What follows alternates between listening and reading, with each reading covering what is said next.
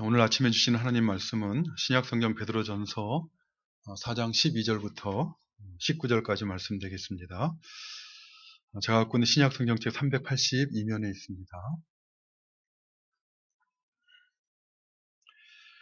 오늘 본문 말씀 찾으신 줄 알고 베드로전서 4장 12절 말씀부터 봉독해 드리겠습니다.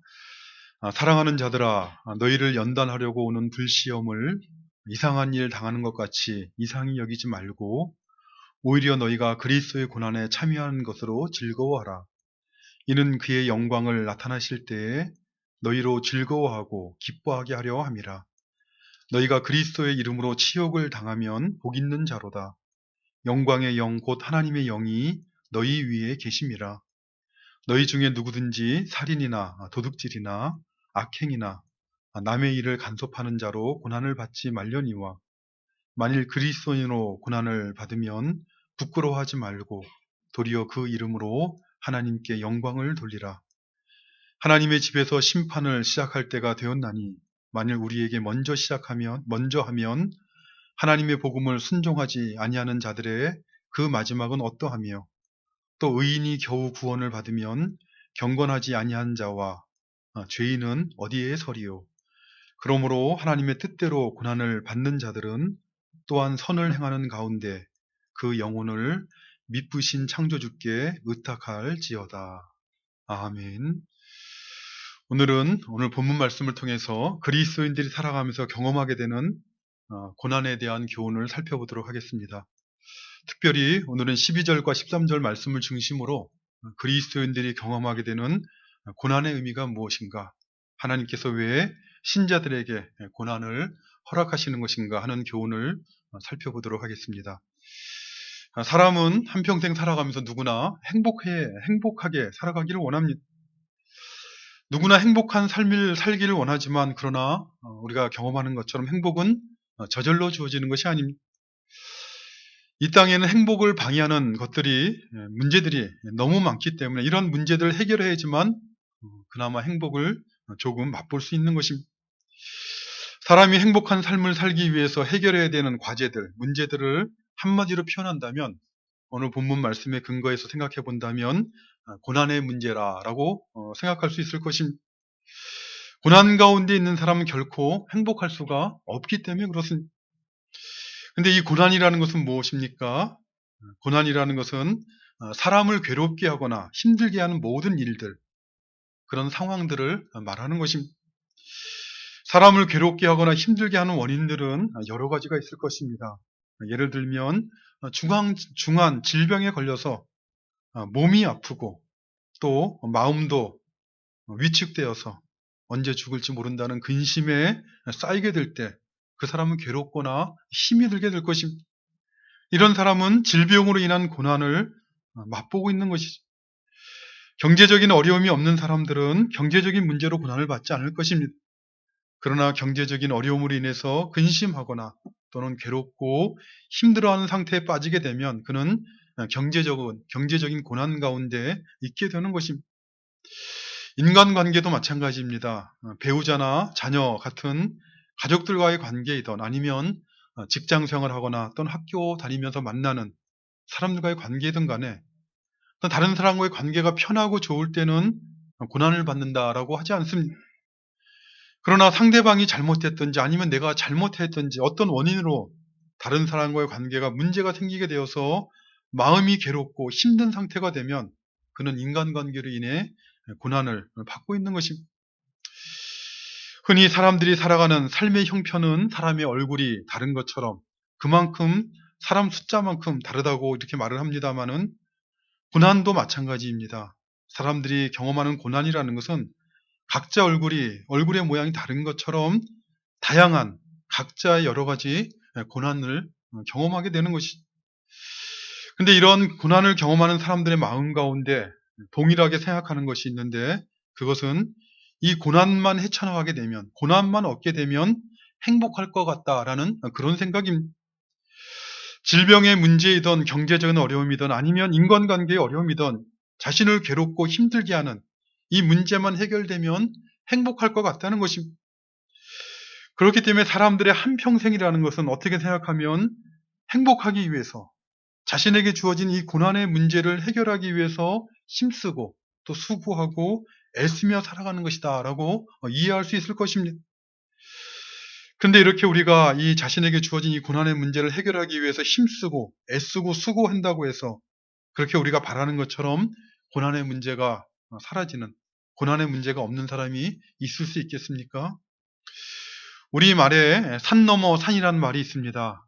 나를 괴롭혔던 어려운 문제들, 고난의 문제를 해결하였더니 그래서 이제는 어려움이 없을 것이다 라고 이렇게 기대하였는데, 그런데 그 문제를 해결하고 나니 또 다른 문제가, 또 다른 해결해야 될 다른 고난이 앞에서 기다리더라는 것이.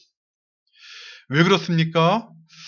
사람이 이 고난의 문제를 해결하고자 할 때 대부분의 사람들은 이 고난의 원인을 생각하는 것이 아니라 증상만을 생각하게 되기 때문에 그렇습니다. 질병에 걸렸을 때 증상만 치료하고 원인을 제거하지 못하면 언젠가는 병이 다시 자라서 나타나는 것이죠. 실력이 있는 의사는, 참으로 좋은 의사는 증상만을 치료하는 것이 아니라 그 원인이 무엇인가를 찾아 치료하는 것입니다. 고난의 문제도 마찬가지라는 것입니다. 고난이 있는 그 증상, 그것을 제거하는 것이 아니라 그 원인이 무엇인가를 알고 제거해야 되는 것이. 그렇다면 사람들이 인생을 살아가면서 만나는 고난의 원인은 무엇이겠습니까? 사실 사람이 만나고 있는 고난의 참된 원인이 무엇인가 하는 것을 사람의 지혜와 능력으로 알 수 있었다면 이 세상의 역사는 조금씩 고난으로부터 벗어나는 역사가 되었을 것이다 라고 말할 수 있을 것입니다. 그러나 우리가 사는 세상은 그렇지 않습니다. 이 세상의 역사는 고난이 없어지는, 줄어드는 역사가 아니라 고난이 더해져가는 그런 역사입니다. 물질 문명이 발달해 가서 더 잘 사는 것처럼 보일지 모르지만, 그러나 사람은 살아가면 살아갈수록 더 힘든 세상을, 더 큰 고난을 맛보며 살아가야 되는 것이 인생들의 일반적인 모습인 것이. 이 세상에 고난을 가져오는 그 원인이 무엇인가 하는 것은 사람의 지혜로 알 수 있는 것이 아니라 오직 하나님께서 계시로 알려주셔야지만 알 수 있는 것입니다. 하나님의 계시의 말씀인 성경은 사람들의 고난의 원인을, 궁극적인 원인을 무엇이라고 말하고 있습니까? 그것은 바로 죄의 문제라고 교훈을 하고 있습니다. 하나님과 하나님의 말씀을 거역하고 불순종한 그 죄로 인해서 고난이 세상에 들어왔다는 것입니다. 하나님과 하나님의 말씀을 거역하고 불순종하는 것이 바로 이 세상에 있는 고난의 궁극적인 원인이라는 것입니다. 참으로 그렇습니다. 죄가 없던 에덴 동산에서는 고난이라는 것이 있을 수가 없었습니다. 죄가 있기 전 아담과 하와, 에덴 동산에 살고 있던 아담과 하와는 어떤 육체적인 질병이나 또는 경제적인 먹고 사는 어려움 또는 인간관계의 어려움으로 인한 고난을 경험하지 않았습니다. 그들은 고난이 무엇인지 알지도 못했고 고난을 맛보지도 않았습니다. 그러나 첫사람 아담과 하와가 죄를 지음으로, 하나님께 불순종함으로 이 세상에 죄가 들어온 이후에 아담과 하와에게서 태어난 모든 사람들은 죄가 역사하는 세상 가운데서 죄의 싹신, 사망만 맛보며 살게 된 것이 아니라 죄가 가져온 고난을 맛보며 살아가게 된 것입니다.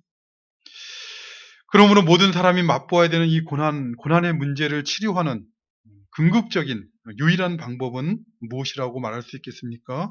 바로 죄의 문제를 해결하는 것입니다. 이 죄의 문제를 해결함으로 고난의 문제를 치유하는 것이 유일한 성경의 교훈이라는 것입니다. 그렇기 때문에 사람들이 고난으로부터 벗어나 행복해지기를 원하시는 하나님께서는 어떤 일을 하셨습니까? 죄의 문제를 해결할 구원자를 우리에게 보내주신 것이죠. 죄의 문제로부터 구원을 받는 길은 오직 한 길밖에 없습니다. 하나님께서 약속대로 보내신 예수 그리스도를 믿음으로 죄의 형벌과 죄의 권세로부터 벗어나게 될 때 그는 고난으로부터 해방을 얻게 되는 것입니다. 구원의 역사를 이루시는, 이 세상의 역사를 다스리시되 이 역사를 주관해 가시는 하나님은 예수님을 믿고 구원받은 신자들을 통해서, 죄의 문제로부터 구원받은 신자들을 통해서 고난 가운데 있는 세상을 고난의 굴레부터 조금씩 벗어나도록 그렇게 구원의 은혜를 베풀어 주신 것입니다. 그렇다면 이렇게 예수님을 믿고 죄로부터 구원을 받았다고 한 신자들은 왜 고난을 받는 것입니까? 죄로 말미암아 고난이 들어왔다면 죄로부터 구원받은 신자들은 고난을 받지 않아야 되는 것이 아닌가라는 그런 반문이 생길 수 있을 것입니다. 예수님을 믿고 구원받았다고 하는 신자들의 삶에 고난이 왜 있는가 하는 것에 대해서 성경은 크게 두 가지 이유를 제시하고 있습니다. 하나는 교리적인 이유요, 또 하나는 실천적인 이유라고 말할 수 있는데, 교리적인 이유는 예수님을 믿는 신자들이 받은 구원은 아직 완성되지 않았기 때문에 그렇습니다. 예수님을 믿는 신자들이 받은 구원은 확실하고 완전한 것입니다. 예수님을 믿는 믿음으로 사는 신자들의 구원은 확실하게 보장이 되어 있습니다. 그러나 이렇게 완전하고 확실한 그 구원이 보장되어 있음에도 그러나 죄가 역사하는 이 땅에서 사는 동안 죄로 인하여 죽을 몸을 가지고 살아가는 동안은 아직 그 구원이 완성된 것이 아닙니다. 믿음으로 사는 신자들의 완전한 구원은 예수님의 재림과 심판으로 그 이후에 완성되는 것입니다. 그때에는 완성된 하나님 나라에 들어가서 죄가 가져온 모든 고난으로부터 완전히 자유롭게 해방된 삶을 살게 될 것입니다. 요한계시록 21장 4절을 보면은 구원받은 신자들, 예수님을 믿고 구원받은 신자들이 예수 그리스도의 심판 이후에 들어갈 그 새하늘과 새 땅에 들어가게 되면 다시는 사망이 없을 것이요, 애통하는 것이나 곡하는 것이나 아픈 것이 다시 있지 아니하리라 라고 그렇게 말씀하고 있는 것입니다. 그러나 아직 이 땅에서 사는 동안은 아니라는 것입니다. 이 땅에서 사는 동안은 예수님을 믿는 신자가 되었다고 해서 그 모든 고난으로부터 완전하게 해방되는 것은 아니라는 것입니다. 사도 바울은 이 문제에 있어서 신자들이 오해하지 아니하도록 여러 군데서 여러 구절에서 강조하며 교훈하고 있습니다. 빌립보서 1장 29절 말씀을 보면 빌립보 교회에게 교훈하기를, 그리스도를 위하여 너희에게 은혜를 주신 것은 다만 그를 믿을 뿐만 아니라 그를 믿어서 구원을 받을 뿐만 아니라 또한 그를 위하여 고난도 받게 하려 하심이라 라고 그렇게 분명하게 교훈을 하였습니다. 로마서 8장을 보면 로마 교회에게도 교훈하기를, 성령이 친히 우리 영과 더불어 우리가 하나님의 자녀인 것을 증언하시나니 자녀이면 또한 상속자고 하나님의 상속자요 그리스도와 함께한 상속자니 우리가 그와 함께 영광을 받기 위하여 고난도 함께 받아야 할 것이다 라고 분명하게 교훈하셨습니다. 뿐만 아니라 자신의 영적인 아들이라 불리우는 디모데에게도 권면하기를, 너는 오직 하나님의 능력을 따라 복음과 함께 고난을 받으라 라고 권면하고 있고, 또다시 권면하기를 너는 그리스도 예수의 좋은 병사로 나와 함께 고난을 받으라 라고 권면을 하였습니다. 이처럼 예수님을 믿고 구원받은 신자들의 구원은 확실한 것이지만, 완전한 것이지만, 그러나 이 땅 가운데서는 아직 그것이 온전히 이루어진 것이 아니기 때문에 이 땅을 살아가면서는 고난을 경험하게 되는 것입니다. 오늘 본문 말씀은 베드로 사도가 사실은 이 땅을 사는 동안 신자들이 받는 고난의 매우 실제적이고 실천적인 그 이유가 무엇인가 하는 것을 교훈하고 있습니다. 온 세상의 주권자가 되시는 하나님, 그래서 얼마든지 하나님의 자녀된 신자들이 고난을 당하지 아니하도록 그들을 지키시고 보호할 수 있는 하나님께서 왜 죄로부터 구원받은 신자들이 고난을 받도록 허락하시는 것인가, 그 뜻은 무엇인가 하는 것을 오늘 본문 12절과 13절 말씀을 보면 이렇게 교훈을 하고 있습니다.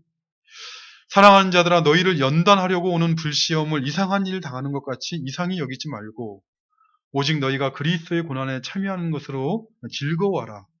이는 그의 영광을 나타내실 때 너희로 즐거워하고 기뻐하게 하려 함이라 라고 교훈하였습니다. 이 구절에서 베드로 사도는 신자들이 살아가면서 만나는 고난의 의미가 무엇인가, 하나님께서 왜 그들에게 고난을 허락하신가 하는 것을 두 가지 표현을 사용해서 교훈을 하고 있습니다. 먼저 12절에 보면 너희를 연단하려고 오는 불시험이라 라는 이런 표현을 사용하고 있고, 13절 말씀에서는 그리스도의 고난에 참여하는 것이다 이렇게 표현을 하고 있습니다. 너희를 연단하려고 오는 불시험이다 해서 이 불시험이라는 것은 무엇입니까? 이 말씀은 신자들이 만나는 그 모든 고난이라는 것은 그것이 육체적인 질병으로 인한 고난이든 아니면 경제적인 어려움으로 인한 고난이든 아니면 자식이나 배우자나 또는 어떤 다른 사람들로 인한 고난이든 신자들이 만나는 모든 고난의 의미는 너희를 연단하려고 오는 불시험이다. 이렇게 말씀하고 있는 것입니다. 여기 너희를 연단하려고 오는 이 불시험이라는 말을 문자적으로 번역하면 내가 누구인지를 입증하기 위한 불이다. 이런 뜻입니다. 그러니까 고난이라는 것은 하나님께서 신자들의 고난을 허락하시는 것은 내가 누구인가 하는 것을 입증하도록 하기 위한 그것을 드러내기 위한 불과 같은 것이다. 이렇게 말씀하고 있는 것입니다. 불이라는 것은 우리가 아는 것처럼 태워버리는 것이죠. 단순히 태워버리는 것이 아니라 태워서 불순물을 제거해서 그 알맹이만을 남기는 것입니다. 오늘날은 금강석에서 금을 추출할 때 금의 화학적 성질을 이용한다고 합니다. 수은 아말감을 만들어서 추출하거나 또는 시원한 나트륨에 녹여서 금을 추출한다고 합니다. 그러나 베드로전서가 기록될 당시에는 예전에는 금강석에서 금을 추출할 때 금강석을 불에 녹여서 추출하였습니다. 금은 1064도가 되면 녹게 된다고 하는데 그 정도가 되도록, 그 정도 온도가 되도록 심하게 매우 강하게 불을 강하게 되면 다른 불순물들은 대개 다 타서 없어지게 되고 액체 상태가 된 금을 따라서 모았다고 합니다. 베드로 사도는 교훈하기를 오늘 본문에서 교훈하기를 신자들이 만난 이 고난이라는 것 그것은 마치 순금을 만들기 위해 가는 불과 같은 것이다. 이렇게 교훈하고 있습니다.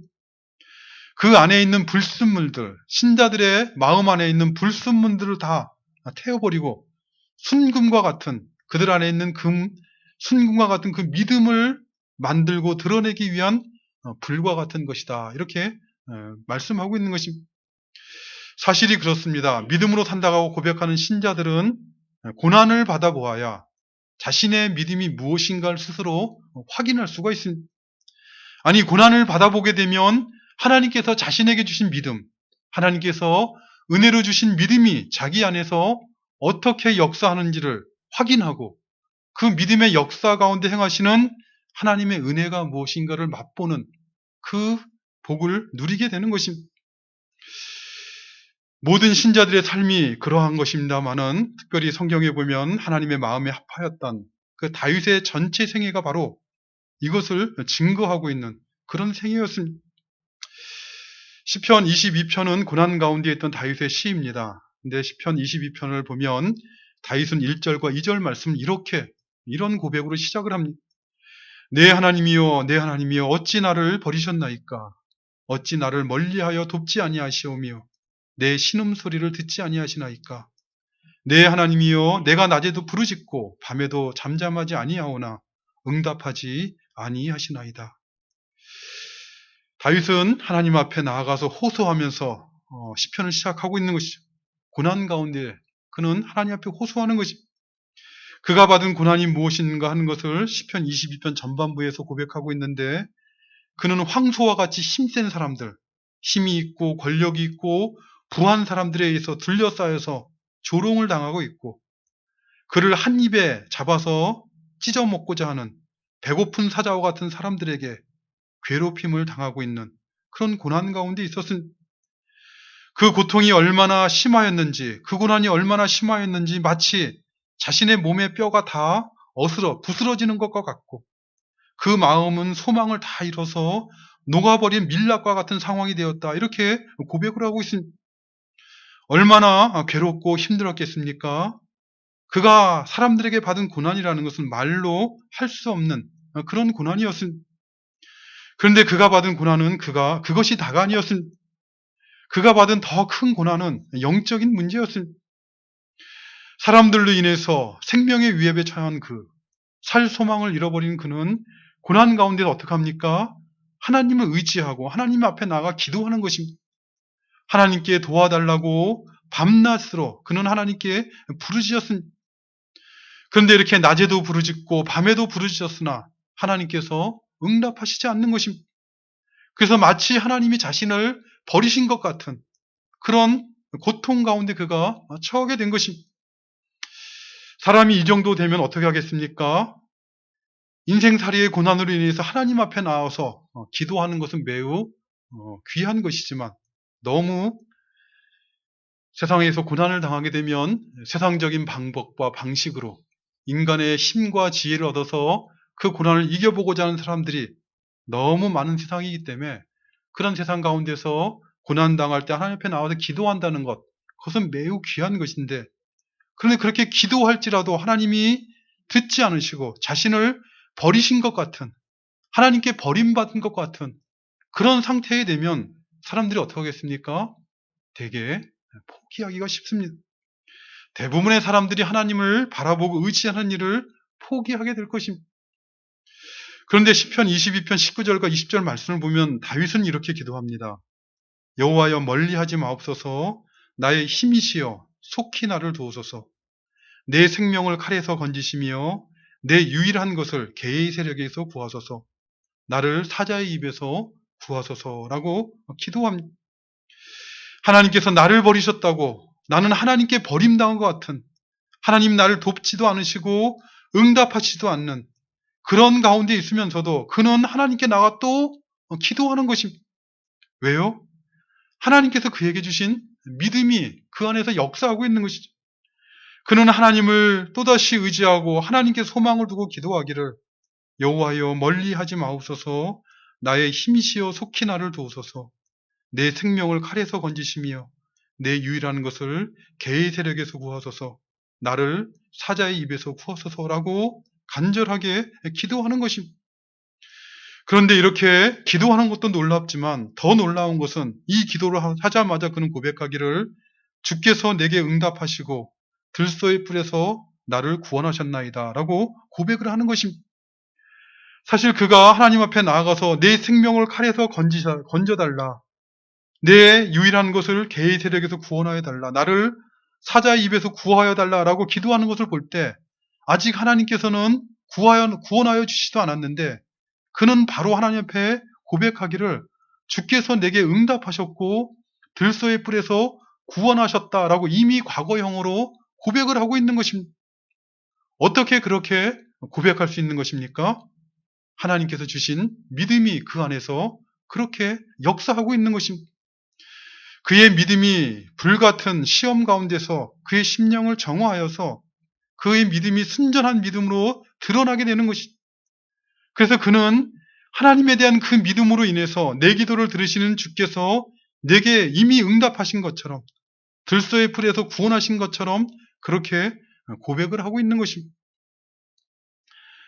이것이 오늘 본문 12절에 말씀하고 있는 것처럼 사람들로 인하여 불같은 시험을 받은 다윗은 그 시험을 통해 그의 믿음이 무엇인가를, 하나님께 자신에게 주신 믿음이 무엇인가를 스스로 입증하고 확인하게 되는 것입니다. 생각해 보십시오. 사람이 스스로 믿고자 하는 그 의지로 그렇게 할 수 있겠습니까? 하나님께서 주신 믿음이 아니면 어떻게 그런 불같은 시험 가운데서 하나님을 끝까지 믿고 의지하고 자기 신앙을 지킬 수가 있는 것입니까? 오늘 다윗이 받은 이 고난은 다윗을 연단하려고 오는 불시험과 같은 것이었습니다. 그리고 그 불시험을 통해서 그의 믿음은 연단을 받고 하나님께서 주신 그 믿음이 무엇인가를 드러내게 된 것이죠. 그리고 시편 22편 마지막을 보면 그는 결국 그 믿음으로 하나님 앞에 나와서 그 신앙을 고백하는 그대로 그의 믿음대로 행하시는 하나님의 은혜를 맛보게 되는 것입니다. 오늘날 이 땅 가운데 죄가 역사하는 세상 가운데 믿음으로 살아가는 신자들에게, 우리들에게도 이러한 고난이 있는 것입니다. 하나님께서 주신 믿음으로 살아가는 신자들이 만나는 모든 고난은 하나님께서 우리들에게 주신 믿음이 무엇인가를 스스로 드러내고 입증하는 자리로 나아가도록 그렇게 하시는 하나님의 섭리라는 것이죠. 고난 가운데 있는 신자는 하나님께 주신 믿음으로 인해서 하나님만을 더욱더 의지하고 그 하나님을 의지함으로 말미암아 힘을 얻고 지혜를 얻고 소망을 가지게 되고 그래서 자기 믿음을 확증하게 되는 것입니다. 그렇기 때문에 베드로 사도는 뭐라고 교훈합니까? 사랑하는 자들아, 너희를 연단하려고 오는 불시험을 이상한 일 당하는 것 같이 이상하게 여기지 말라는 것입니다.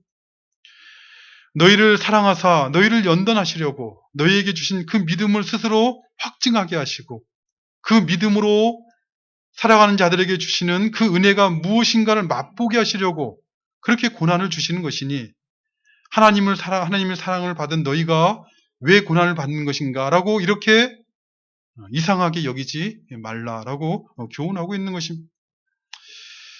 이처럼 예수님을 믿고 구원받은 우리가 이 세상을 살아가면서 우리가 이해할 수도 없는, 알 수도 없는 고난을 만나게 되는 것.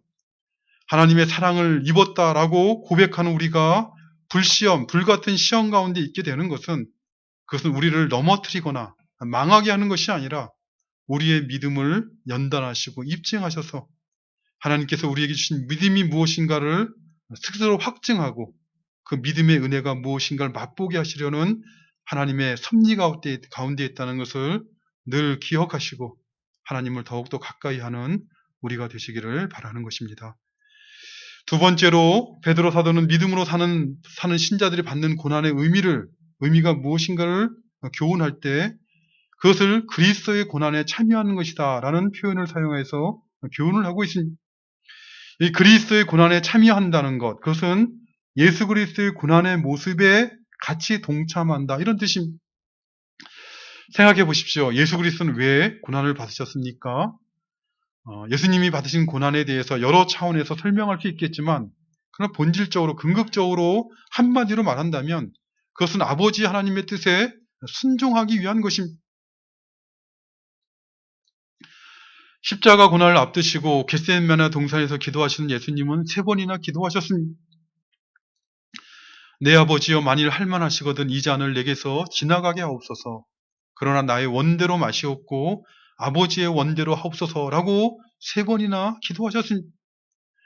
주님은 내 뜻을 이루는 것이 아니라 내 소원을 이루는 것이 아니라 아버지의 뜻이 이루어지기를 소원하였고 그 아버지의 뜻에 순종하기 위해서 고난을 받으신 것입니다. 하나님의 뜻에 순종하는데 왜 고난을 받느냐라고 하는 그런 불신앙적인 말에 마음을 빼앗기지 않도록 신앙적으로 깨어 있어야 되는 것입니다. 예수님은 아버지 하나님의 뜻에 순종하기 위해 고난을 받으신 것입니다. 그런데 이렇게 예수님께서 받으신 고난의 의미가 무엇인가 하는 것을 히브리서를 보면 히브리서 기자는 매우 독특하게 교훈을 하고 있습니다. 히브리서 5장 7절부터 9절 말씀을 보면 예수님이 받으신 고난에 대해서 이렇게 교훈합니다. 그는 육체에 계실 때 자기를 죽음에서 능히 구원하실 이에게 심한 통곡과 눈물과 간구와 소원을 올렸고 그의 경건하심으로 말미암아 들으심을 얻었느니라. 그가 아들이시면서도 받으신 고난으로 순종함을 배워서 온전하게 되셨은즉 자기에게 순종하는 모든 자에게 영원한 구원의 근원이 되신다라고 교훈을 하고 있습니다. 예수님은 하나님의 아들이시라 더구나 죄가 없으신 분이라 고난 받으실 필요가 없는 분이신데 근데 예수님은 고난을 받으셨고 그리고 그 받으신 고난으로 순종함을 배웠다 이렇게 말씀을 하고 있습니다. 그러니까 예수님이 받으신 고난의 의미를 히브리서 기자는 교훈하기를 그것은 예수님으로 하여금 순종함을 배워서 온전하게 만드시는 온전하게 되게 하는 고난이었다는 것입니다.